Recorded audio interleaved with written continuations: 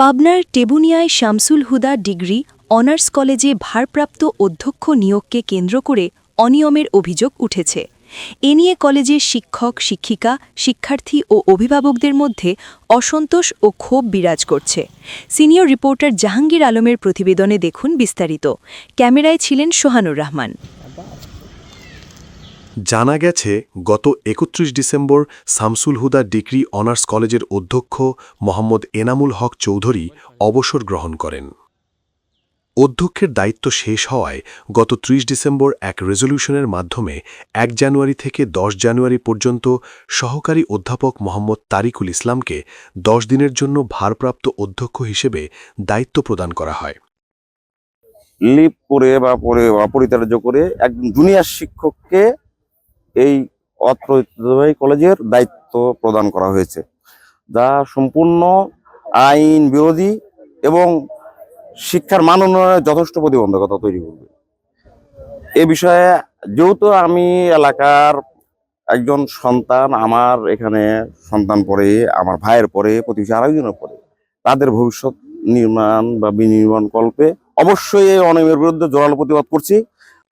অভিযোগ রয়েছে, জ্যেষ্ঠতার ভিত্তিতে দায়িত্ব প্রদান না করে একজন তুলনামূলক জুনিয়র শিক্ষককে ভারপ্রাপ্ত অধ্যক্ষ করা হয়েছে। এছাড়া নির্ধারিত ১০ দিনের মেয়াদ শেষ হওয়ার পরও ১১ জানুয়ারি তিনি দায়িত্ব পালন করায় শিক্ষক শিক্ষিকাদের মধ্যে ব্যাপক ক্ষোভের সৃষ্টি হয়।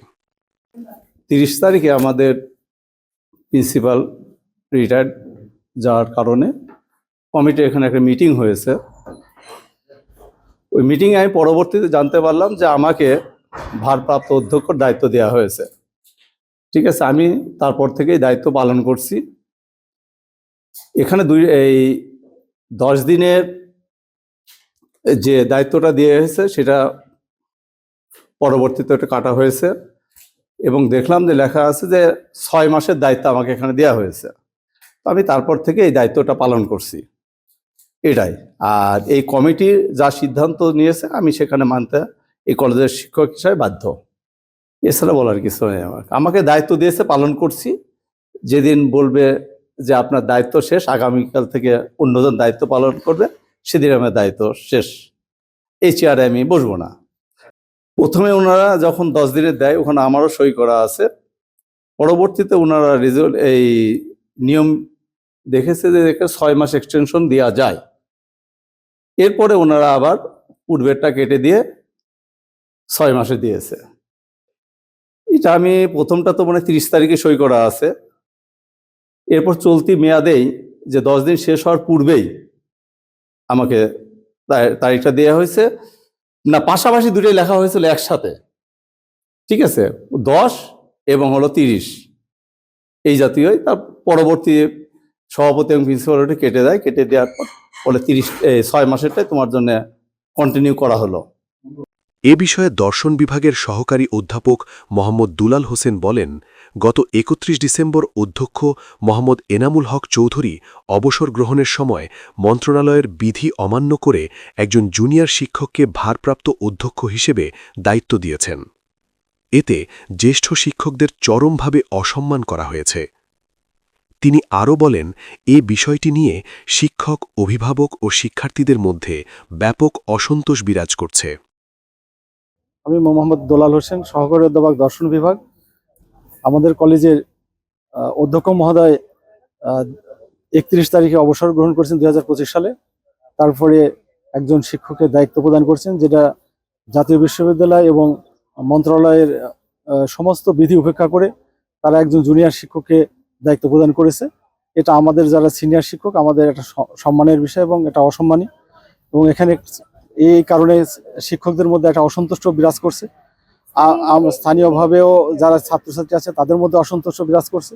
আমরা এর প্রতিকার চাই এবং নিয়মতান্ত্রিকভাবে একটা প্রতিষ্ঠান চলবে। সরকার যেমন এক কমিটি আছে, কমিটি পরিচালিত হবে, তারও একটা নিয়ম আছে। আমরা যারা চাকরি করি একটা বিধি অনুসরণ করে চাকরি করি, সম্পূর্ণ বিধি অনুসরণ করে প্রতিষ্ঠানটা চললে আমাদের সবার সম্মান থাকবে এবং প্রতিষ্ঠানটা আস্তে আস্তে শ্রীবৃদ্ধি পাবে। শামসুল হুদা ডিগ্রি কলেজের শিক্ষক, আমরা একে অপরের সহকর্মী, আমরা কারো বিরুদ্ধে না। এটা হলো প্রথম এবং একমাত্র কথা। কারো বিরুদ্ধে আমি ব্যক্তিগতভাবে কোনো শিক্ষকের বিরুদ্ধে আমি না, কিন্তু অনিয়মের বিরুদ্ধে। 24-এর পরে আমরা যে আদর্শ, যে লক্ষ্য নিয়ে আমরা নতুন বাংলাদেশ গঠন করছি এবং আমরা ইনশাল্লাহ আগামীতে যে স্বপ্ন নিয়ে আমরা এগোচ্ছি, সেখানে আমরা কোনো দুর্নীতি অনিয়ম চাই না। নিয়ম অনুযায়ী এই কলেজে নিয়মে যা পড়ে যে আসুক না কেন, আমাদের সাধারণ শিক্ষক, আমি একজন সাধারণ শিক্ষক, আমার কোনো আপত্তি নাই।